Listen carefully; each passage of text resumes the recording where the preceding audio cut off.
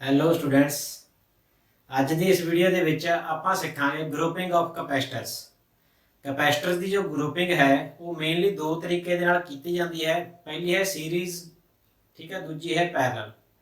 ਤਾਂ ਮਤਲਬ ਆਪਾਂ ਪੜ੍ਹਨਾ ਹੈ ਅੱਜ ਦੀ ਇਸ ਵੀਡੀਓ ਦੇ ਵਿੱਚ ਕਿ ਕਪੈਸਿਟਰਸ ਨੂੰ ਜਦ ਆਪਾਂ ਸੀਰੀਜ਼ ਦੇ ਵਿੱਚ ਜੋੜ ਦਿਆਂਗੇ ਦੋ ਜਾਂ ਦੋ ਤੋਂ ਵੱਧ ਕਪੈਸਿਟਰਸ ਨੂੰ, ਤਾਂ ਉਹਨਾਂ ਦਾ ਜਿਹੜਾ ਨੈਟ ਕੰਬੀਨੇਸ਼ਨ ਬਣਦਾ ਹੈ, ਕੰਬੀਨੇਸ਼ਨ ਦੀ ਜੋ ਇਕੁਇਵਲੈਂਟ ਕਪੈਸਿਟੈਂਸ ਕਿੰਨੀ ਹੋਵੇਗੀ। ਦੂਜਾ ਆਪਾਂ ਸਿੱਖਾਂਗੇ ਪੈਰਲਲ ਕੰਬੀਨੇਸ਼ਨ ਬਾਰੇ, ਜਦੋਂ ਪੈਰਲਲ ਦੇ ਵਿੱਚ ਜੋੜਦੇ ਹਾਂ ਤਾਂ ਕਿੰਨੀ ਇਕੁਇਵਲੈਂਟ ਕਪੈਸਿਟੈਂਸ ਹੋਵੇਗੀ। ਤੀਜਾ ਟੌਪਿਕ ਆਪਾਂ ਸਿੱਖਾਂਗੇ એનર્ਜੀ ਸਟੋਰਡ ਇਨ ਏ ਕਪੈਸਿਟਰ, ਕਿ ਜਿਹੜਾ ਕਪੈਸਿਟਰ ਉਹ ਕਿੰਨੀ એનર્ਜੀ ਸਟੋਰ ਕਰ ਸਕਦਾ ਹੈ। ਤਾਂ ਇਹ ਤਿੰਨੇ ਟੌਪਿਕ ਸਮਝਣ ਵਾਸਤੇ ਬਣੇ ਰਹੋ ਇਸ ਵੀਡੀਓ ਦੇ ਵਿੱਚ।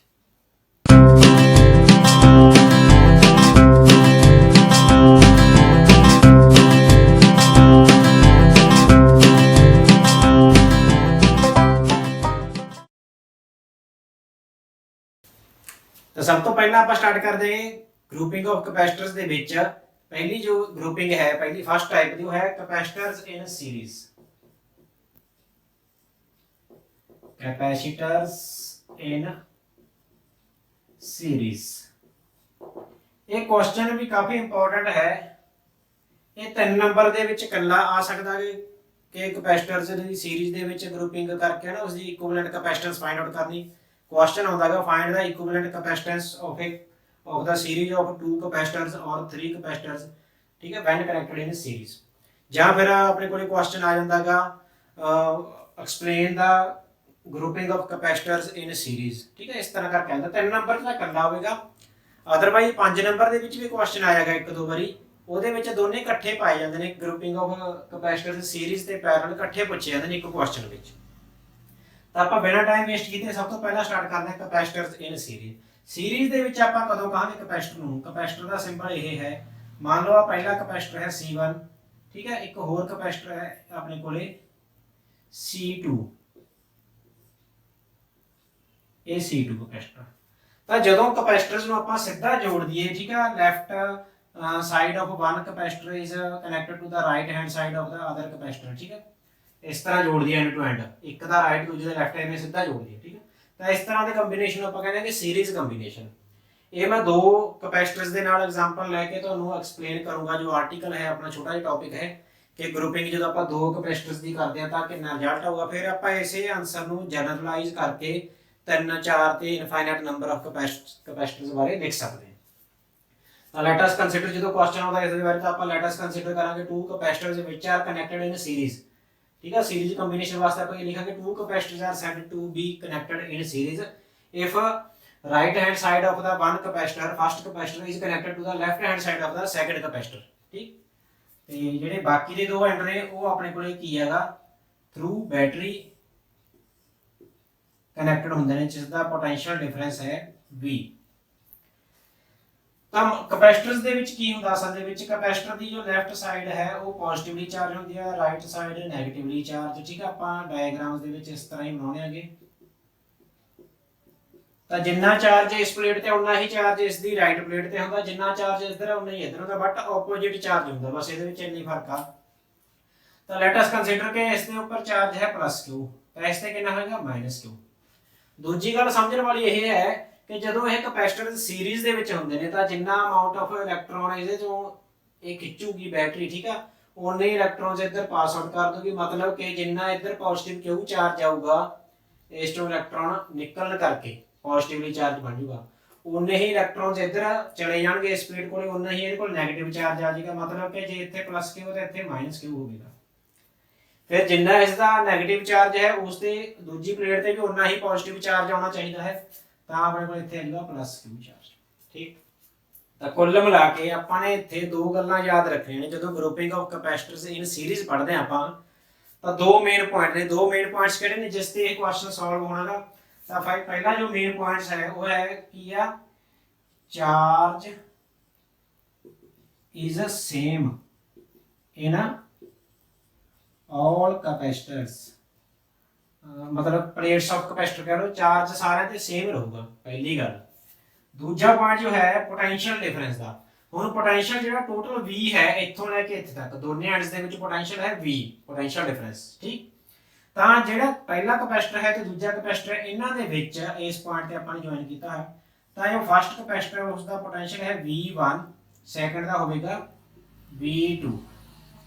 ਆਪਾਂ ਕਹਿ ਸਕਦੇ ਹਾਂ ਕਿ ਜਿਹੜਾ ਪੋਟੈਂਸ਼ੀਅਲ ਡਿਫਰੈਂਸ ਹੈ ਉਹ ਦੋਨੇ ਕਪੈਸਿਟਰਸ ਦਾ ਆਪਣਾ ਆਪਣਾ ਹੋਊਗਾ, ਅਲੱਗ-ਅਲੱਗ ਪੋਟੈਂਸ਼ੀਅਲ ਡਿਫਰੈਂਸ ਹੋਵੇਗਾ according to there ਕਪੈਸਿਟੈਂਸ।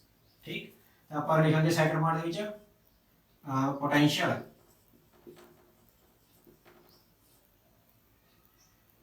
is different,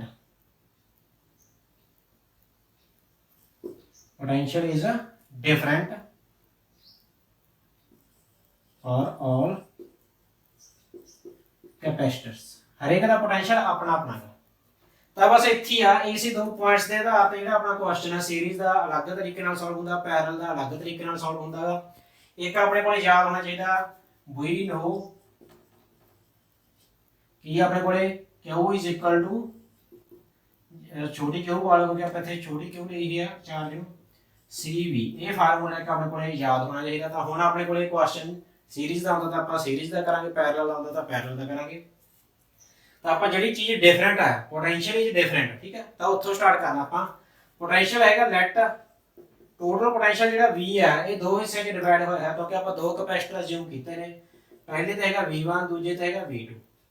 ਠੀਕ, ਤਾਂ ਹੁਣ ਇਹ ਫਾਰਮੂਲਾ ਜੋ ਆਪਾਂ ਨੇ ਪੜਿਆ ਹੁਣੇ Q is equal to CV, ਇੱਥੋਂ V ਦੀ ਵੈਲਿਊ ਕਾਹਦੇ ਬਰਾਬਰ ਆ ਗਈ ਆਪਣੇ ਕੋਲੇ V is equal to Q over C। ਤਾਂ ਇਹ ਫਾਰਮੂਲਾ ਯੂਜ਼ ਕਰਕੇ ਆਪਾਂ ਇੱਥੇ ਪੁੱਟ ਕਰਾਂਗੇ ਪਹਿਲੇ ਵਾਸਤੇ V1 ਕਾਹਦੇ ਬਰਾਬਰ ਆ ਜਾਊਗਾ, ਪਹਿਲੇ ਕਪੈਸਿਟਰ ਵਾਸਤੇ ਚਾਰਜ ਕਿੰਨਾ ਕਪੈਸਿਟਰ ਦਾ Q। ਠੀਕ ਹੈ, ਚਾਰਜ ਸੇਮ ਆ ਦੋਨਾਂ ਦੇ, ਚਾਰਜ ਕਿੰਨਾ Q ਆ। ਪੋਟੈਂਸ਼ੀਅਲ ਡਿਫਰੈਂਟ ਅਲੱਗ-ਅਲੱਗ ਆ, ਮਤਲਬ V1 ਆ ਇੱਕ ਤੇ V2 ਆ। ਤਾਂ ਆਪਾਂ V1 ਕਾਹਦੇ ਬਰਾਬਰ ਲਿਖਾਂਗੇ Q1 ਵਟਾ C1। Q1 ਤੇ Q2 ਦੋਨੇ ਬਰਾਬਰ ਹੀ ਨੇ, ਚਾਰਜ ਸੇਮ ਹੈ, ਤਾਂ ਆਪਾਂ ਲਿਖਾਂਗੇ Q over C1। Similarly V2 ਕਾਹਦੇ ਬਰਾਬਰ ਆ ਜਾਊ ਆਪਣੇ ਕੋਲੇ V2 ਆ ਜਾਊਗਾ Q ਓਵਰ C2 ਕਿਉਂਕਿ ਚਾਰਜ ਤਾਂ ਦੋਨਾਂ ਤੇ ਸੇਮ ਆ, ਕਪੈਸਿਟੈਂਸ ਇਹਦੀ C1 ਹੈ ਜੀ C2। ਹੁਣ ਇਹ ਦੋਨੇ ਵੈਲਿਊਜ਼ ਆਪਾਂ ਇਸ ਇਕੁਏਸ਼ਨ ਦੇ ਵਿੱਚ ਪੁੱਟ ਕਰ ਦੋ ਤਾਂ ਆਪਣੇ ਕੋਲ ਆ ਜਾਊਗਾ V is equal to Q over C1 plus Q over C2। Clear ਹੈ।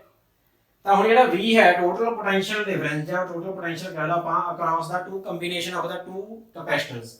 ਆਪਾਂ ਪਤਾ ਕਰਨਾ ਚਾਹੁੰਦੇ ਹਾਂ ਕਿ equivalent capacitance of the combination, ਮਤਲਬ ਕਿ ਜੇ ਆਪਾਂ ਦੋ ਕਪੈਸਿਟਰਸ ਦੀ ਬਜਾਏ ਆ ਦੋ ਕਪੈਸਿਟਰਸ ਦਾ ਸੀਰੀਜ਼ ਕੰਬੀਨੇਸ਼ਨ ਹੈ, ਇਹਦੀ ਬਜਾਏ ਆਪਾਂ ਨੇ ਇੱਕੇ ਕਪੈਸਿਟਰ ਲਾਉਣਾ ਹੋਵੇ, ਠੀਕ ਹੈ, ਇੱਥੇ ਉਰੇ ਇੱਕ ਸਿਰਾ ਜੋੜ ਦੋ ਇੱਕ ਸਿਰਾ ਉਰੇ, ਤਾਂ ਉਸ ਜੋ ਇੱਕ ਕਪੈਸਿਟਰ ਆਪਾਂ ਨੇ ਲਗਾਉਣਾ ਹੈ ਉਸ ਦੀ ਕਿੰਨੀ ਕਪੈਸਿਟੈਂਸ ਹੋਣੀ ਚਾਹੀਦੀ ਹੈ ਉਹਦੀ ਵੈਲਿਊ ਆਪਾਂ ਪਤਾ ਕਰਾਂਗੇ। ਉਹਨੂੰ ਆਪਾਂ ਕਹਾਂਗੇ C ਇਕੁਇਵਲੈਂਟ ਕਹਿ ਦਿੰਦੇ ਆਪਾਂ, ਇਕੁਇਵਲੈਂਟ ਵੀ ਜਿਹੜਾ ਆਪਾਂ ਇਕੁਇਵਲੈਂਟ ਬਰਾਬਰ ਦਾ ਇਹਨਾਂ ਦੇ ਕੰਬੀਨੇਸ਼ਨ ਦਾ ਕਪੈਸਿਟਰ ਲਾਉਣਾ ਉਹਨੂੰ C ਇਕੁਇਵਲੈਂਟ ਕਹਿ ਲਓ। ਤਾਂ ਮੰਨ ਲਓ ਜਿਹੜੀ ਕਪੈਸਿਟਰ ਆਪਾਂ ਲਗਾਵਾਂਗੇ ਉਸ ਦਾ C ਇਕੁਇਵਲੈਂਟ ਉਸ ਦੀ ਕਪੈਸਿਟੈਂਸ ਹੈ ਤੇ ਉਹਦੇ ਤੇ ਚਾਰਜ ਕਿਉਂਕਿ ਸੀਰੀਜ਼ ਦੇ ਵਿੱਚ ਨੇ ਚਾਰਜ ਉਹਦੇ ਤੇ ਉਨਾ ਹੀ ਹੋਊਗਾ ਜਿੰਨਾ ਉਹਨਾਂ ਤੇ ਆ, ਤਾਂ ਆਪਾਂ ਇਸ ਨੂੰ ਲਿਖਾਂਗੇ let C is the equivalent capacitance and charge Q। ਤਾਂ V ਨੂੰ ਇਹਦੇ ਬਰਾਬਰ ਲਿਖ ਸਕਦੇ ਆਪਾਂ Q ਓਵਰ C ਇਕੁਇਵਲੈਂਟ। ਠੀਕ, ਤਾਂ ਆਪਾਂ ਇੱਥੇ ਵੈਲਿਊ ਪੁੱਟ ਕਰਤੀ Q over C1 plus Q over C2। Q ਦੋਨਾਂ ਚੋਂ ਕਾਮਨ ਨਿਕਲਿਆ ਆਪਣੇ ਕੋਲ ਆ ਗਿਆ 1/C1 ਪਲੱਸ 1/C2। Q ਨਾਲ Q ਕੈਂਸਲ ਆਊਟ ਹੋ ਗਿਆ ਤਾਂ ਆਪਣੇ ਕੋਲ ਫਾਈਨਲ ਆਨਸਰ ਆ ਗਿਆ 1/Q equivalent is equal to 1/C1 plus 1/C2। ਇਹ ਆਪਣੇ ਕੋਲ ਜੋ ਆਨਸਰ ਹੈ this is for series combination of capacitors. Series combination ਵਾਸਤੇ ਆਪਾਂ ਇਸੇ ਰਿਜ਼ਲਟ ਨੂੰ ਥੋੜਾ ਜਿਹਾ ਇਸ ਤਰ੍ਹਾਂ ਕਰਕੇ ਵੀ ਲਿਖ ਸਕਦੇ ਹਾਂ ਕਿ 1/CS। CS ਦਾ ਮਤਲਬ ਕੀ ਹੈ ਪੈਰ ਦੇ ਵਿੱਚ equivalent ਕਪੈਸਿਟੈਂਸ van ਕਪੈਸਿਟਰਸ R connected in series. ਤਾਂ CS ਇਹ 1/C1 ਪਲੱਸ 1/C2 ਆ ਗਿਆ। ਠੀਕ ਹੈ, ਇਹ ਆਪਣੇ ਕੋਲ ਫਾਈਨਲ ਆਨਸਰ ਆ ਫॉर ਸੀਰੀਜ਼ ਕੰਬੀਨੇਸ਼ਨ। ਤੇ ਹੁਣ ਇਹ ਤਾਂ ਹੈਗੇ ਸੀ ਦੋ ਕਪੈਸਿਟਰਸ ਸੀਰੀਜ਼ ਦੇ ਵਿੱਚ ਜੋੜੇ ਹੋਏ। ਜੇ ਆਪਣੇ ਕੋਲੇ ਤਿੰਨ ਕਪੈਸਿਟਰ, ਚਾਰ ਜਾਂ ਪੰਜ ਜਾਂ ਵੱਧ ਕਪੈਸਿਟਰਸ ਹੋਣ ਤਾਂ ਉਹਨਾਂ ਵਾਸਤੇ ਇਹੀ ਫਾਰਮੂਲਾ ਜਨਰਲਾਈਜ਼ ਕਰਕੇ ਕਿਵੇਂ ਆ ਜਾਊਗਾ for more capacitors 1/CS is equal to 1/C1 plus 1/C2 plus 1/C3। ਜਿੰਨੇ ਕਪੈਸਿਟਰਸ ਹੋਣਗੇ ਉੱਥੇ ਤੱਕ ਤੁਸੀਂ ਇਹ ਫਾਰਮੂਲਾ ਜਾ ਕੇ ਰੋਕ ਦੇਣਾਗਾ, ਅਪ ਟੂ CN ਤੱਕ ਜਾ ਸਕਦਾ ਇਹ ਫਾਰਮੂਲਾ। ਤਾਂ ਇੱਥੇ ਤੱਕ ਤੁਸੀਂ ਨੇ ਕਰਕੇ ਆਉਣਾਗਾ 3 ਨੰਬਰ ਦੇ ਕੁਐਸਚਨ ਦੇ ਵਿੱਚ ਜੇਕਰ ਇਹ ਕੁਐਸਚਨ ਪੁੱਛਿਆ ਜਾਂਦਾ। ਕੰਸੀਡਰ ਵਗੈਰਾ ਲਿਖ ਲੈਣਾ, ਦੋ ਕਪੈਸਿਟਰ ਲੈ ਕੇ ਪੋਟੈਂਸ਼ੀਅਲ ਡਿਫਰੈਂਸ ਆਗਾ, ਚਾਰਜ ਸੇਮ ਹੋਊਗਾ, ਪੋਟੈਂਸ਼ੀਅਲ ਡਿਫਰੈਂਸ ਅਲੱਗ-ਅਲੱਗ ਹੋਊਗਾ। ਇਹ ਦੋ ਪੁਆਇੰਟਸ ਲਿਖ ਕੇ ਇੱਥੋਂ ਆਪਾਂ ਨੇ ਇਸ ਤਰ੍ਹਾਂ ਸੋਲਵ ਕਰਨਾ ਹੈ। ਹੁਣ ਆਪਾਂ ਪੜ੍ਹਦੇ ਹਾਂਗੇ ਪੈਰਲਲ ਕੰਬੀਨੇਸ਼ਨ। ਹਾਂਜੀ ਪੈਰਲਲ ਕਪੈਸਿਟਰਸ ਦੇ ਵਿੱਚ ਕੀ ਹੁੰਦਾਗਾ, ਜਦੋਂ ਕਪੈਸਿਟਰਸ ਨੂੰ ਆਪਾਂ ਪੈਰਲਲ ਕੰਬੀਨੇਸ਼ਨ ਦੇ ਵਿੱਚ ਜੋੜਦੇ ਹਾਂ ਤਾਂ ਇਕੁਇਵਲੈਂਟ ਕਪੈਸਿਟੈਂਸ ਕਿੰਨੀ ਆਵੇਗੀ। ਤਾਂ ਦੇਖੋ ਕੀ ਗੱਲ ਹੈ ਆਪਣੇ ਕੋਲੇ ਪੈਰਲਲ ਦੇ ਵਿੱਚ ਕਦੋਂ ਕਹਾਂਗੇ, ਪਹਿਲਾਂ ਆਪਾਂ capacitors are said to be in parallel if left hand side of one capacitor is connected to left hand side of the second capacitor। ਦੋਨਾਂ ਦੀ left hand side ਆਪਸ ਚ ਕਨੈਕਟ ਕਰ ਦਈਏ ਤਾਂ ਮੰਨ ਲਓ ਆ ਪਹਿਲਾ ਕਪੈਸਿਟਰ ਹੈ, ਆ ਦੂਜਾ ਕਪੈਸਿਟਰ ਹੈ, ਤਾਂ ਇਹਨਾਂ ਦੀ ਲੈਫਟ ਹੈਂਡ ਸਾਈਡ ਦੋਨਾਂ ਦੀ ਇਹ ਵਾਲੀ ਆ, ਇਹਨੂੰ ਆਪਸ ਚ ਕਨੈਕਟ ਕਰ ਦੋ, ਰਾਈਟ ਹੈਂਡ ਸਾਈਡ ਆਪਸ ਚ ਕਨੈਕਟ ਕਰ ਦੋ, ਤਾਂ ਇਹ ਦੋਨੇ ਜਿਹੜੇ ਕਪੈਸਿਟਰਸ ਨੇ ਹੋ ਗਏ ਆਪਣੇ ਕੋਲੇ ਪੈਰਲਲ ਦੇ ਵਿੱਚ ਕੰਬੀਨੇਸ਼ਨ ਹੋ ਗਿਆ। ਹੁਣ ਇਹਨਾਂ ਦਾ ਜਿਹੜਾ ਕਾਮਨ ਪੁਆਇੰਟ ਹੈ, ਚਾਹੇ ਤੁਸੀਂ ਇੱਥੋਂ ਲੈ ਲਓ ਚਾਹੇ ਤੁਸੀਂ ਇੱਥੋਂ ਲੈ ਲਓ, ਠੀਕ ਹੈ, ਇਹਨੂੰ ਅੱਗੇ ਆਪਾਂ ਨੇ ਅਪਲਾਈ ਕਰਨਾ ਹੈਗਾ ਬੈਟਰੀ ਦੇ ਨਾਲ, ਪੋਟੈਂਸ਼ੀਅਲ ਡਿਫਰੈਂਸ ਜਿਹੜਾ ਹੈ V।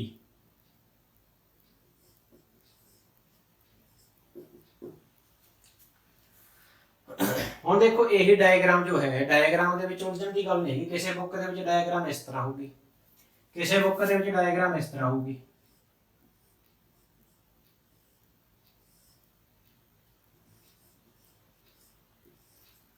ਠੀਕ ਹੈ, ਕਿਸੇ ਬੁੱਕ ਦੇ ਵਿੱਚ ਡਾਇਗਰਾਮ ਇਸ ਤਰ੍ਹਾਂ ਹੋਊਗੀ।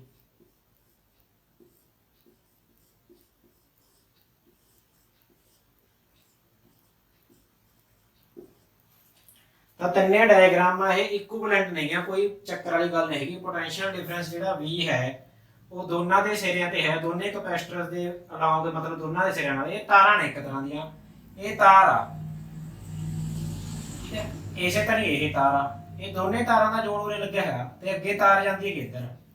ਇਸੇ ਤਰ੍ਹਾਂ ਆ ਦੋਨੇ ਤਾਰਾਂ ਦਾ ਜੋੜ ਇੱਥੇ ਲੱਗਿਆ ਹੋਇਆ, ਇਹ ਤਾਰ ਜਾਂਦੀ ਹੈ ਇੱਧਰ। ਇਹਦੇ ਵਿੱਚ ਕੀ ਕਰਿਆ, ਇਹਦੇ 'ਚ ਤਾਂ ਤਾਰ ਆਪਾਂ ਨੇ ਇਸ ਤਰ੍ਹਾਂ ਰੱਖਤੀ ਸੀ, ਇਹਦੇ 'ਚ ਤਾਰ ਸਿੱਧੀ ਲਿਆ ਕੇ ਜੋੜਤੀ ਇੱਥੇ, ਇੱਧਰੋਂ ਵੀ ਸਿੱਧੀ, ਇਹ ਵੀ ਜਾਂਦੀ ਹੈ ਇੱਧਰ ਨੂੰ, ਠੀਕ ਹੈ। ਇਹਦੇ ਵਿੱਚ ਕੀ ਹੈ, ਇੱਥੋਂ ਤਾਰ ਐਵੇਂ ਕਰਕੇ ਇੱਥੋਂ ਸਿੱਧੀ ਉਰੇ ਜੋੜਤਾ, ਉਰੇ ਜੋੜ ਪਾਤਾ, ਇਹਦਾ ਤੇ ਇਹਦਾ ਜੋੜ ਉਰੇ ਪਾਤਾ। ਤਾਂ ਗੱਲ ਕੀ ਆ, ਫਰਕ ਕੀ ਹੈ, ਬਸ ਇਹੀ ਆ ਵੀ ਤਾਰ ਨੂੰ ਇਸ ਤਰ੍ਹਾਂ ਰੱਖ ਲਿਆ, ਸਿੱਧੀ ਕਰਕੇ ਰੱਖਿਆ, ਕਿਸੇ ਨੇ ਸਿੱਧਾ ਪਾਤਾ, ਕਿਸੇ ਨੇ ਕਰ ਲਿਆ। ਗੱਲ ਕੁਛ ਨਹੀਂ, ਤਾਰਾਂ ਦੇ ਵਿੱਚ ਜਿਹੜਾ ਕਰੰਟ ਹੈ, ਚਾਰਜ ਆ, ਉਨਾ ਹੀ ਪਾਸ ਹੋਊਗਾ। ਤਾਂ ਆਪਾਂ ਹੁਣ ਗੱਲ ਕਰਾਂਗੇ ਇੱਥੇ ਉਹੀ ਦੋ ਪੁਆਇੰਟਸ ਜੋ ਆਪਾਂ ਪਹਿਲਾਂ ਪੜ੍ਹੇ ਸੀ।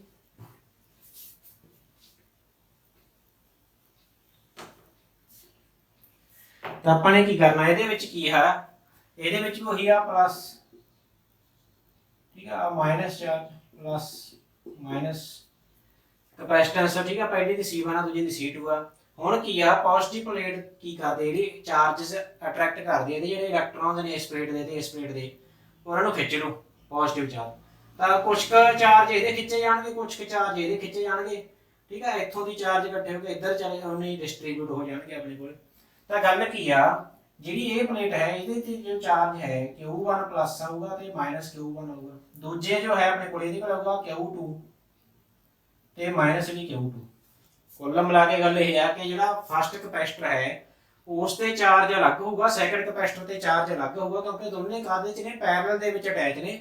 ਦੋਨਾਂ ਦਾ ਅੱਗੇ ਜਾ ਕੇ ਕੀ ਹੋਣਾਗਾ, ਆਪਸ ਦੇ ਵਿੱਚ ਜਿਵੇਂ ਇੱਥੋਂ ਆਪਾਂ ਕਹਿੰਦੇ ਕਰੰਟ ਵੀ ਡਿਵਾਈਡ ਹੁੰਦਾ ਦੋਨਾਂ ਦੇ ਵਿੱਚ, ਇੱਥੋਂ ਜਿਹੜਾ ਕਰੰਟ ਜਾਊਗਾ ਉਹ ਡਿਵਾਈਡ ਹੋਊਗਾ, ਐਵੇਂ ਚਾਰਜ ਵੀ ਡਿਵਾਈਡ ਹੋ ਗਏ ਦੋਨਾਂ ਦੇ ਵਿੱਚ।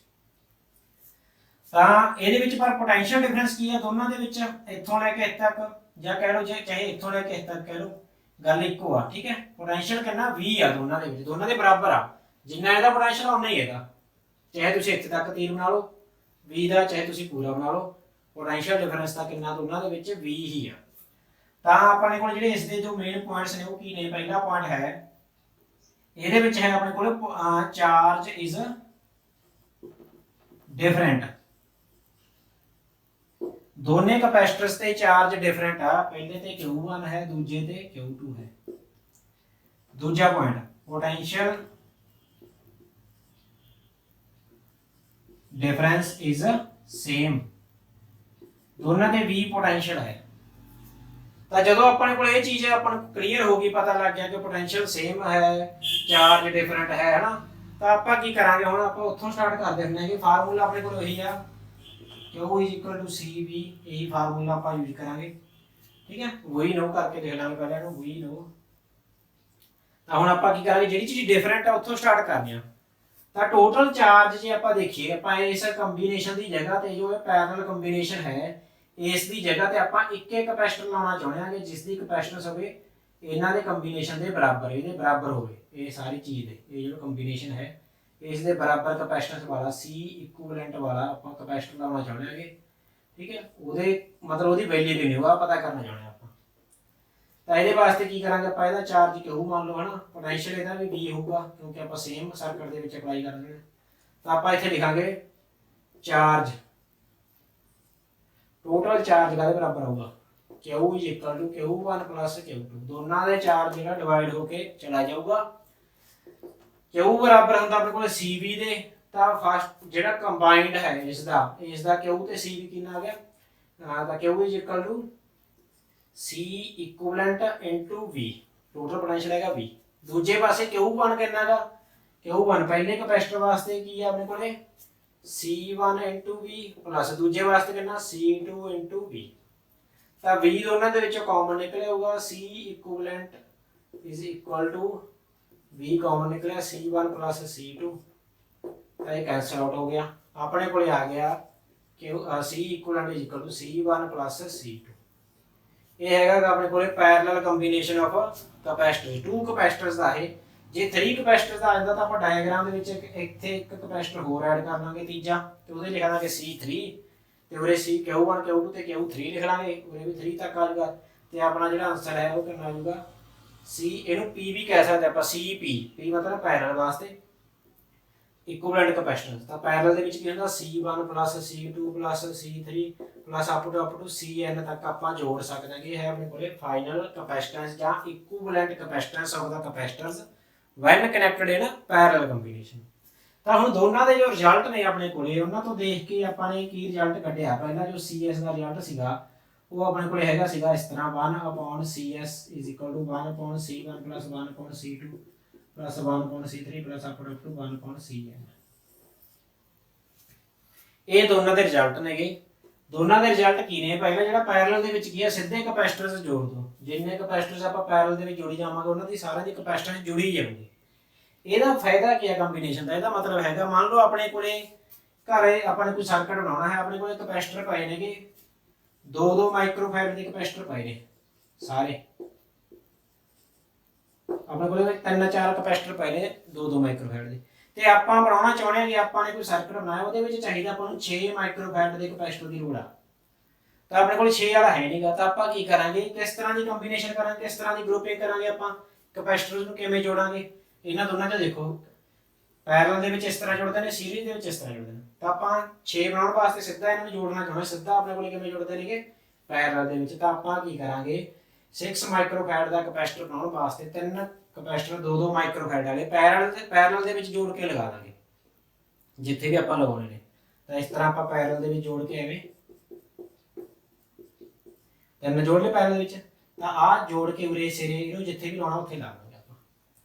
ਤਾਂ ਇਹ ਆਪਣੇ ਕੋਲੇ ਫਾਇਦਾ ਹੈਗਾ ਸੀਰੀਜ਼ ਤੇ ਪੈਰਲਲ ਦੇ ਵਿੱਚ ਗਰੁੱਪਿੰਗ ਕਰਨ ਦਾ, ਇਹ ਸਮਝਣ ਦਾ, ਇਹ ਆਪਾਂ ਨੂੰ ਇਹ ਫਾਇਦਾ ਹੈਗਾ ਕਿ ਕਿਵੇਂ ਆਪਾਂ ਜੇ ਆਪਾਂ ਨੇ ਕਪੈਸਿਟੈਂਸ ਘਟਾਉਣੀ ਹੋਵੇ ਤਾਂ ਆਪਾਂ ਇਹਨਾਂ ਨੂੰ ਸੀਰੀਜ਼ ਦੇ ਵਿੱਚ ਲਗਾ ਦਾਂਗੇ। ਕਪੈਸਿਟੈਂਸ ਘਟਾਉਣੀ ਮਤਲਬ ਜੇ ਹੁਣ ਆਪਾਂ ਨੇ 2 ਮਾਈਕਰੋਫੈਰਡ ਤੇ 2 ਮਾਈਕਰੋਫੈਰਡ ਦੇ ਕਪੈਸਿਟਰਸ ਸੀਰੀਜ਼ ਦੇ ਵਿੱਚ ਲਗਾ ਦੇ ਤਾਂ ਕਿੰਨਾ ਆਨਸਰ ਆਊਗਾ, ਆਪਾਂ ਥੋੜਾ ਜਿਹਾ ਇੱਥੇ ਰੱਬ ਕਰਕੇ ਕਰ ਦੇਵਾਂਗੇ।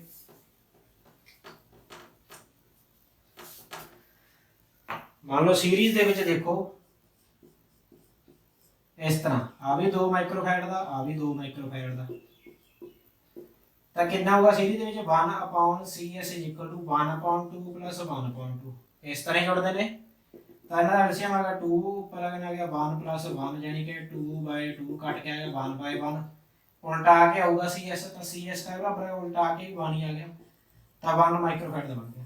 ਹੁਣ ਜੇ ਆਪਾਂ ਨੂੰ ਲੋੜ ਹੈ 1 ਮਾਈਕਰੋਫੈਰਡ ਦੇ ਕਪੈਸਿਟਰ ਦੀ ਲੋੜ ਆ, ਆਪਣੇ ਕੋਲੇ ਕਪੈਸਿਟਰ ਹੈ ਨਹੀਂਗਾ, ਤਾਂ 2-2 ਵਾਲੇ ਪਏ ਨੇ ਆਪਣੇ ਕੋਲੇ, ਤਾਂ ਆਪਾਂ ਇਹਨਾਂ 2 ਨੂੰ ਕੀ ਕਰਾਂਗੇ ਕਾਹਦੇ 'ਚ ਜੋੜ ਦਾਂਗੇ ਸੀਰੀਜ਼ ਦੇ ਵਿੱਚ ਜੋੜ ਕੇ ਇਹਨਾਂ ਦਾ ਆਪਾਂ ਜਿਹੜਾ ਰਿਜ਼ਲਟ ਆ ਉਹ ਆਪਾਂ ਨੂੰ 1 ਮਾਈਕਰੋਫੈਰਡ ਦਾ ਰਿਜ਼ਲਟ ਦਊਗਾ। ਇਹ 1 ਮਾਈਕਰੋਫੈਰਡ ਦੇ ਕਪੈਸਿਟਰ ਜਿੰਨਾ ਕੰਮ ਕਰੂਗਾ ਜੇ ਆਪਾਂ ਉਹਨੂੰ ਸੀਰੀਜ਼ 'ਚ ਜੋੜਦੇ ਨੇ, ਜੇ ਪੈਰਲਲ 'ਚ ਜੋੜਦੇ ਤਾਂ 6 ਦਾ। ਤਾਂ ਇੱਥੋਂ ਇਹ ਵੀ ਰਿਜ਼ਲਟ ਨਿਕਲਦਾਗਾ ਕਿ ਹਮੇਸ਼ਾ ਜਦੋਂ ਆਪਾਂ ਸੀਰੀਜ਼ ਦੇ ਵਿੱਚ ਜੋੜਦੇ ਆ ਕਪੈਸਿਟਰਸ, ਤਾਂ ਜਿਹੜਾ ਫਾਈਨਲ ਆਨਸਰ ਆ ਫਾਈਨਲ ਆਨਸਰ ਆ ਸੀਰੀਜ਼ 'ਚ ਜੋੜਿਆ 2-2 ਵਾਲੇ ਦਾ ਫਾਈਨਲ ਆਨਸਰ ਜੋ ਹੈ ਹਮੇਸ਼ਾ ਉਹ ਸਭ ਤੋਂ ਘੱਟ ਜੋ ਵੈਲਿਊ ਹੈ ਉਹਦੇ ਨਾਲੋਂ ਵੀ ਘੱਟ ਆਨਸਰ ਆਉਂਦਾ। ਠੀਕ ਹੈ, ਜੇ ਆਪਣੇ ਕੋਲ 2 ਤੇ 4 ਵਾਲਾ ਹੋਊਗਾ ਤਾਂ ਆਪਣੇ ਕੋਲ ਜਿਹੜਾ ਆਨਸਰ ਆ 2 ਤੋਂ ਘੱਟ ਆਊਗਾ। ਜੇ ਆਪਣੇ ਕੋਲ 5 ਤੇ 8 ਵਾਲਾ ਤਾਂ ਆਪਣੇ ਕੋਲ ਜਿਹੜਾ ਆਨਸਰ ਆ 5 ਤੋਂ ਵੀ ਘੱਟ ਆਊਗਾ ਸੀਰੀਜ਼ ਦੇ ਵਿੱਚ। ਪੈਰਲਲ ਦੇ ਵਿੱਚ ਕੀ ਹੈਗਾ ਜੁੜਨਗੇ, ਕਿਉਂਕਿ ਸਿੱਧੇ ਜੁੜਨਗੇ ਤਾਂ ਜਿਹੜਾ ਸਭ ਤੋਂ ਵੱਡਾ ਕਪੈਸਿਟਰ ਉਹਦੇ ਨਾਲੋਂ ਵੱਧ ਆਊਗਾ। ਤਾਂ ਇਹ ਆਪਾਂ ਨੇ ਯਾਦ ਰੱਖਣੀ ਹੈ ਗੱਲ ਕਪੈਸਿਟਰਸ ਦੇ ਗਰੁੱਪਿੰਗ ਦੇ ਵਿੱਚ। ਹੁਣ ਜਿਹੜੀ ਆਪਾਂ ਨੇ ਕਪੈਸਿਟਰ ਦੀ ਗਰੁੱਪਿੰਗ ਪੜ੍ਹੀ ਹੈ ਇਹ ਆਪਾਂ ਨੇ ਦੋ ਤਰੀਕੇ ਨਾਲ ਪੜ੍ਹੀ ਆ, ਸੀਰੀਜ਼ ਦੇ ਪੈਰਲਲ, ਜਿਹੜੀ ਕਿ ਬੋਰਡ ਦੇ ਪੁਆਇੰਟ ਆਫ View ਨਾਲ ਬਹੁਤ ਇੰਪੋਰਟੈਂਟ ਹੈ। ਹੁਣ ਇਹ ਤੋਂ ਇਲਾਵਾ ਆਪਣੇ ਕੋਲ ਗਰੁੱਪਿੰਗ ਹੋਰ ਵੀ ਹੁੰਦੀ ਆ, ਉਹ ਮੈਂ ਤੁਹਾਨੂੰ ਦੱਸਦਾ। ਗਰੁੱਪਿੰਗ ਆਪਣੇ ਕੋਲ ਹੁੰਦੀ ਆ ਮਿਕਸਡ ਗਰੁੱਪਿੰਗ ਵੀ ਹੁੰਦੀ ਆ, ਮਿਕਸਡ ਹੁੰਦੀ ਆ, ਇੱਕ ਕੰਪਲੈਕਸ ਹੁੰਦੀ ਆ। ਮਿਕਸਡ ਗਰੁੱਪਿੰਗ ਦੇ ਵਿੱਚ ਕੀ ਹੈਗਾ, ਦੋਨੇ ਕੰਬੀਨੇਸ਼ਨ ਇਕੱਠੇ ਕੰਬਾਈਨ ਹੁੰਦੇ ਨੇ। ਜਿਹੜੇ ਨੂਮੈਰੀਕਲ ਆਉਂਦੇ ਨੇ ਆਪਣੇ ਕੋਲੇ, ਉਹ ਨੂਮੈਰੀਕਲ ਨੇ ਜੋ ਉਹ ਇਸ ਦੇ ਵਿੱਚ ਹੀ ਆਉਂਦੇ ਨੇ ਗਰੁੱਪਿੰਗ ਦੇ ਵਿੱਚੋਂ, ਜਿਹੜੀ ਆਪਾਂ ਪੜਾਂਗੇ ਮਿਕਸਡ ਜਾਂ ਕੰਪਲੈਕਸ ਦੇ ਵਿੱਚ।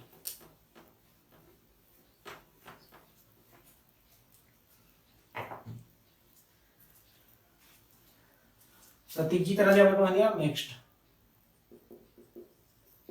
ਮਿਕਸਡ ਗਰੁੱਪਿੰਗ ਦੇ ਵਿੱਚ ਕੀ ਆ, ਇਸ ਤਰ੍ਹਾਂ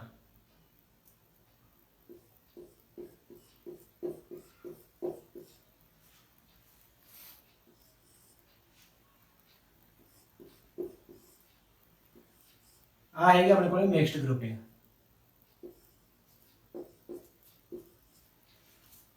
ਤਿੰਨ ਸੀਰੀਜ਼ ਦੇ ਵਿੱਚ ਇਹ ਨੇ, ਇੱਕ ਆ ਸੀਰੀਜ਼ ਦੇ ਵਿੱਚ ਆ। ਪਹਿਲਾਂ ਆਪਾਂ ਨੂੰ ਇਹਨਾਂ ਦਾ ਕੰਬੀਨੇਸ਼ਨ ਦਾ ਰਿਜ਼ਲਟ ਪਤਾ ਕਰਨਾ ਪਊਗਾ, ਠੀਕ ਹੈ। ਫਿਰ ਜਿਹੜਾ ਆਨਸਰ ਆਊਗਾ ਉਹਦੀ ਆਪਾਂ ਇਕੁਇਵਲੈਂਟ ਡਾਇਗਰਾਮ ਲਾ ਲਾਂਗੇ, ਬਰਾਬਰ ਦੀ ਡਾਇਗਰਾਮ, ਠੀਕ ਹੈ। ਇਕੁਇਵਲੈਂਟ ਡਾਇਗਰਾਮ ਕਹਿੰਦੇ ਆਪਾਂ, ਇਸ ਤਰ੍ਹਾਂ ਆ ਜਾਊਗਾ। ਫਿਰ ਆਪਾਂ ਇਹਨਾਂ ਦੋਨਾਂ ਦਾ ਪੈਰਲਲ ਪਤਾ ਕਰ ਲਾਂਗੇ, ਫਿਰ ਆਪਣੇ ਕੋਲ ਆਨਸਰ ਆ ਜਾਊਗਾ, ਆ ਇਕੁਇਵਲੈਂਟ ਆਊਗੀ, ਠੀਕ ਹੈ। ਇਹ ਹੋ ਗਈ ਮਿਕਸਡ, ਵੀ ਕੀ ਆ, ਦੋ ਤਿੰਨ ਆਪਣੇ ਕੋਲੇ ਸੀਰੀਜ਼ ਦੇ ਕੰਬੀਨੇਸ਼ਨ ਹੋਣ, ਇੱਕ ਅੱਧਾ ਪੈਰਲਲ ਦਾ ਹੋਵੇ ਜਾਂ ਇਸ ਤਰ੍ਹਾਂ। ਦੂਜਾ ਹੁੰਦਾ ਆਪਣੇ ਕੋਲੇ ਕੰਪਲੈਕਸ। ਕੰਪਲੈਕਸ ਮਿਕਸਡ ਦੇ ਵਿੱਚ ਕੀ ਆ, ਕੰਪਲੈਕਸ ਗਰੁੱਪਿੰਗ ਦੇ ਵਿੱਚ ਹੈਗਾ ਜਿਵੇਂ ਇੱਥੇ ਸੀਰੀਜ਼ ਲਗਾਤਾ, ਉਹਦੇ ਵਿੱਚ ਪੈਰਲਲ ਲਗਾਤਾ, ਫਿਰ ਉਹਦੇ ਸੀਰੀਜ਼ ਆ ਗਿਆ, ਇਸ ਤਰ੍ਹਾਂ ਕਰਕੇ ਆਪਾਂ ਨੂੰ ਪੁੱਛ ਲਿਆ ਆ A ਤੇ B ਪੁਆਇੰਟ ਦੇ ਵਿੱਚ ਦੱਸੋ ਵੀ ਕਿੰਨੀ ਕਪੈਸਿਟੈਂਸ ਹੋਵੇਗੀ ਇਕੁਇਵਲੈਂਟ। ਤਾਂ ਇਸ ਤਰ੍ਹਾਂ ਦੇ ਜਿਹੜੇ ਨੇ ਕੰਪਲੈਕਸ ਹੋ ਗਿਆ, ਥੋੜਾ ਜਿਹਾ ਔਖਾ ਹੋ ਗਿਆ। ਨੂਮੈਰੀਕਲ ਜਿਹੜੇ ਆਪਾਂ ਨੂੰ ਮਿਕਸਡ ਦੇ ਵਿੱਚੋਂ ਜ਼ਿਆਦਾ ਆਉਂਦੇ ਨੇ, ਕੰਪਲੈਕਸ ਦੇ ਵਿੱਚ ਵੀ ਆ ਜਾਂਦੇ ਨੇ। 90% ਆਪਣੇ ਕੋਲ ਮਿਕਸਡ ਦੇ ਵਿੱਚ ਆਉਣਗੇ, ਜਿਹੜੇ 10% ਨੂਮੈਰੀਕਲ ਨੇ ਉਹ ਆਪਣੇ ਕੋਲ ਕੰਪਲੈਕਸ ਦੇ ਵਿੱਚ ਆਉਂਦੇ ਨੇਗੇ, ਜਿਹੜੇ ਕਿ ਕਪੈਸਿਟੈਂਸ ਦੇ ਸੀਰੀਜ਼ ਤੇ ਪੈਰਲਲ ਦੇ ਬੇਸ ਕੁਐਸਚਨ ਆਪਣੇ ਕੋਲ ਨੂਮੈਰੀਕਲ ਆ ਸਕਦਾ, ਆਪਸ਼ਨ ਦੇ ਵਿੱਚ ਹੋਊਗਾ ਜੇ ਆਇਆ। ਤਾਂ ਨੂਮੈਰੀਕਲ ਵੀ ਆਪਣੇ ਉਨੇ ਹੀ ਇੰਪੋਰਟੈਂਟ ਨੇ ਜਿੰਨੇ ਕਿ ਇਹ ਦੋਨੇ ਟੌਪਿਕ ਨੇ, ਜਾਂ ਤਾਂ ਟੌਪਿਕ ਆਊਗਾ ਜਾਂ ਨੂਮੈਰੀਕਲ ਆਊਗਾ, ਠੀਕ। ਤਾਂ ਹੁਣ ਆਪਾਂ ਇਹਨਾਂ ਦੇ ਕੁਝ ਨੂਮੈਰੀਕਲ ਕਰਕੇ ਦੇਖਦੇ ਹਾਂ। ਇੱਕ ਅੱਧਾ ਨੂਮੈਰੀਕਲ ਮੈਂ ਤੁਹਾਨੂੰ ਸਮਝਾਉਣਾ ਵੀ ਕਿਸ ਤਰ੍ਹਾਂ ਕਰਨੇ ਨੇ ਆਪਾਂ ਨੇ। ਤਰੀਕਾ ਇਹ ਜਿਵੇਂ ਮੈਂ ਤੁਹਾਨੂੰ ਇਹ ਸਮਝਾਤਾ ਹੈ ਨਾ। ਮੰਨ ਲਓ ਆ ਪਹਿਲਾ ਕਪੈਸਿਟਰ ਆਗਾ 2 ਮਾਈਕਰੋਫੈਰਡ ਦਾ, 2 ਮਾਈਕਰੋਫੈਰਡ, 2 ਮਾਈਕਰੋਫੈਰਡ, ਠੀਕ ਆ ਹੈਗਾ 1 ਮਾਈਕਰੋਫੈਰਡ। ਤਾਂ ਪਹਿਲਾਂ ਦੋ ਤਿੰਨੇ ਦੇਖੋ ਆਪਾਂ ਨੂੰ ਸੀਰੀਜ਼ ਚ ਦਿਖ ਰਹੇ ਨੇ, ਤਿੰਨਾਂ ਦੀ ਸੀਰੀਜ਼ ਕੰਬੀਨੇਸ਼ਨ ਆਪਾਂ ਪਤਾ ਕਰ ਲਾਂਗੇ ਤੇ ਆ ਆਪਣੇ ਕੋਲ ਆਨਸਰ ਆ ਜਾਊਗਾ, ਠੀਕ ਹੈ। ਫਿਰ ਜਿਹੜਾ ਆਪਣੇ ਕੋਲੇ ਸੀਰੀਜ਼ ਦਾ ਵਾਲਾ ਆ ਗਿਆ CS ਕਹਿ ਲਾਂਗੇ ਇਹਨੂੰ ਆਪਾਂ, CS ਤੇ ਆ ਵਾਲਾ ਜਿਹੜਾ ਕਪੈਸਿਟਰ ਆਪਣੇ ਕੋਲੇ C4, C1, C2, C3।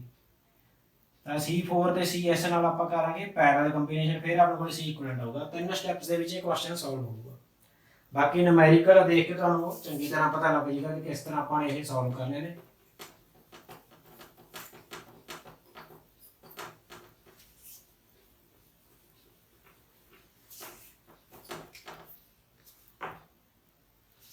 तो पहला न्यूमेरिकल है जो अभी ਆਪਾਂ ਰੱਦ ਕਰ ਦਈਏ।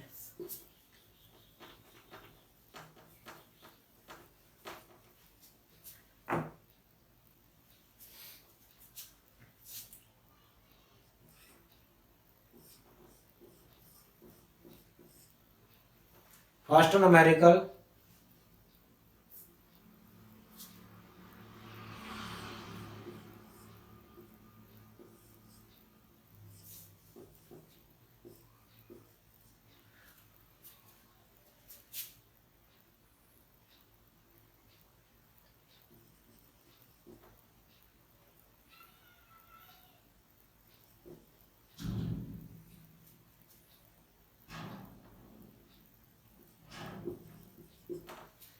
इस तरह का अपने को कंबीनेशन दिता है। Find the equivalent capacitance between A and B points. Question होगा find the equivalent capacitance between A and B points. A ते B दे विच आपां इक्विवेलेंट कैपेसिटेंस पता करनी है।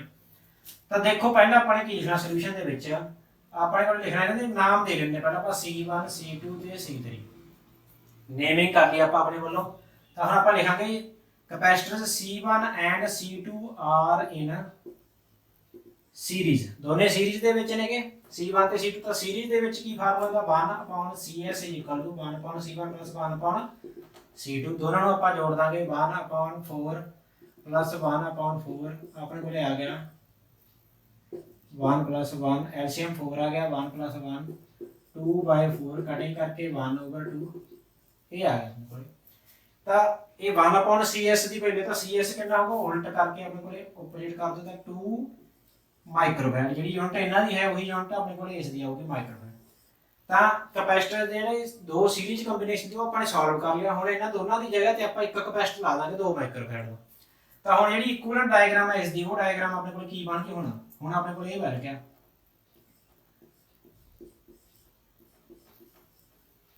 ਇਸ ਤਰ੍ਹਾਂ। ਹੁਣ ਇਹ ਡਾਇਗਰਾਮ ਬਣ ਗਈ, ਜਿਹੜਾ ਆ CS ਆ ਇਹ ਕਹਿੰਦਾ 2 ਮਾਈਕਰੋਫੈਰਡ ਦਾ ਤੇ ਜਿਹੜਾ C3 ਆ ਇਹ 10 ਮਾਈਕਰੋਫੈਰਡ ਦਾ। ਹੁਣ ਇਹ ਡਾਇਗਰਾਮ ਰਹਿ ਗਿਆ ਆਪਣੇ ਕੋਲ, ਇੰਨਾ ਕੁ ਪਾਰਟ ਆਪਾਂ ਨੇ ਸੋਲਵ ਕਰ ਲਿਆ। ਹੁਣ ਆਪਾਂ ਲਿਖਾਂਗੇ CS and C3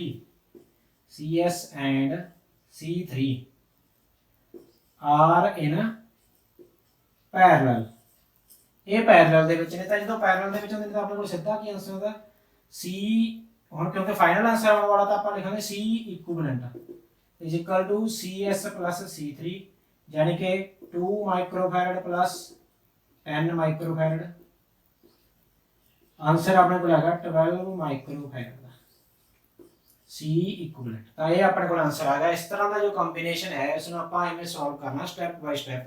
final answer क्या है जी अपने को यही जगह पे आप 12 माइक्रोफैरड का जो कैपेसिटर है एक लगा सकते हैं ये सारे कंबीनेशन की जगह पे, जिसनों कहांगे आप इक्विवेलेंट कैपेसिटर।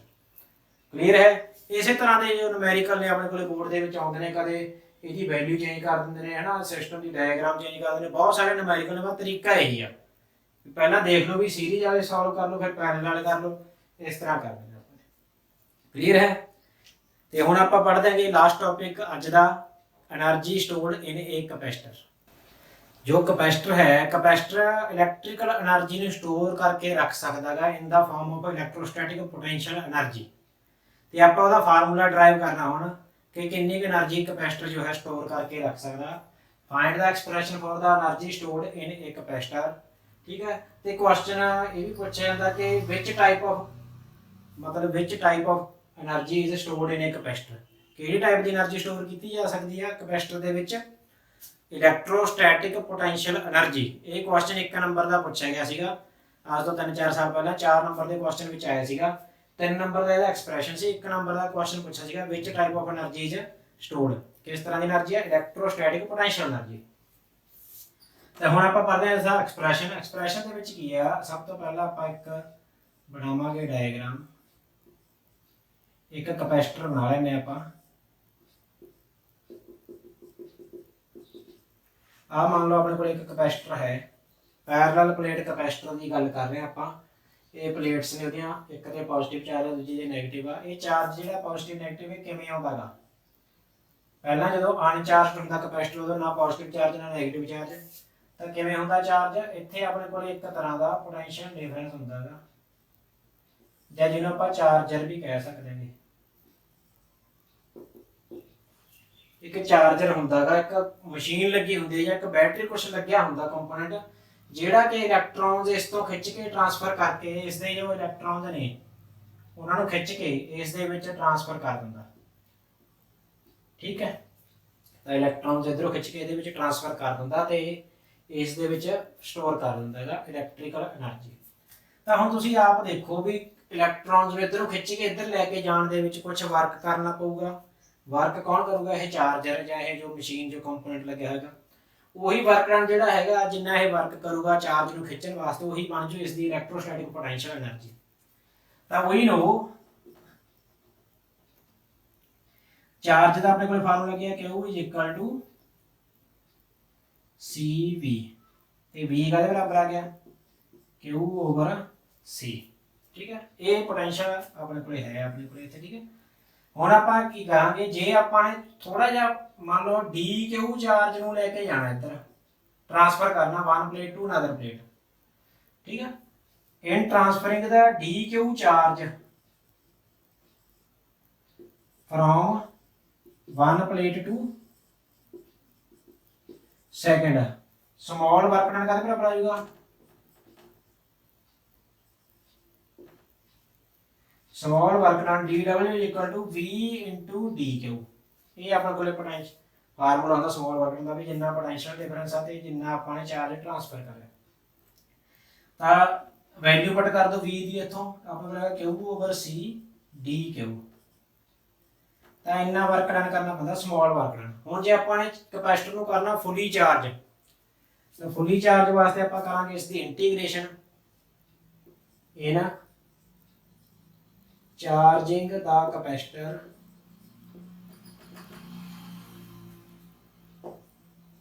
ਫਰੋਮ 0 ਤੋਂ ਲੈ ਕੇ capital Q total charge Q ਆਪਾਂ ਮੰਨ ਲਿਆ ਤੱਕ, ਠੀਕ ਹੈ। ਕਿੰਨਾ ਹੋਊਗਾ ਆਪਣੇ ਕੋਲੇ, ਇਸ ਦੀ integration from 0 to capital Q। Right hand side ਤੇ ਵੀ ਆ ਗਈ Q over C dQ 0 to capital Q। ਤਾਂ ਇੱਧਰ ਵਰਕ ਡਨ ਆ ਗਿਆ।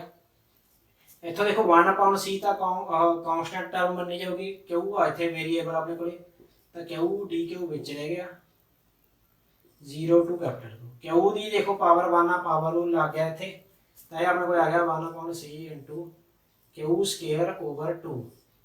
ਜਿਹੜੀ ਲਿਮਿਟਸ ਨੇ 0 ਟੂ ਕੈਪੀਟਲ Q। ਤਾਂ ਪਹਿਲਾਂ ਅਪਰ ਲਿਮਿਟ ਪੁੱਟ ਕਰਾਂਗੇ, ਫਿਰ ਮਾਈਨਸ ਲੋਅਰ ਲਿਮਿਟ। ਆਪਣੇ ਕੋਲ ਆ ਗਿਆ 1/C into Q square over 2 minus 0 ਪੁੱਟ ਕਰੀ ਤਾਂ 0 ਆ ਗਿਆ। ਕੁੱਲ ਮਿਲਾ ਕੇ ਆਪਣੇ ਕੋਲ ਆ ਗਿਆ 1/Q ਸਕੁਅਰ ਓਵਰ 2C। ਇਹ ਵਰਕ ਡਨ ਆ ਗਿਆ। ਦਿਸ ਵਰਕ ਡਨ ਆਪਾਂ ਲਾਸਟ ਤੇ ਇੱਕ ਲਾਈਨ ਲਿਖਣੀ, this work done will store as the electrostatic potential energy of the ਕੈਪੈਸਿਟਰ।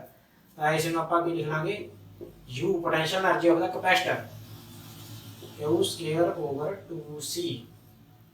ਇੱਕ ਤਾਂ ਕਰ ਲਓਗੇ ਤਾਂ ਵੀ ਸਹੀ ਆ। ਹੁਣ ਇਹਦੇ ਦੋ ਤਿੰਨ ਫਾਰਮੂਲੇ ਬਣਾਏ ਜਾ ਸਕਦੇ ਨੇ, ਕਿਉਂਕਿ ਆਪਣੇ ਕੋਲ ਫਾਰਮੂਲਾ ਜਿਹੜਾ ਇਹ ਹੈ, ਇਸ ਦੀ ਮਦਦ ਦੇ ਨਾਲ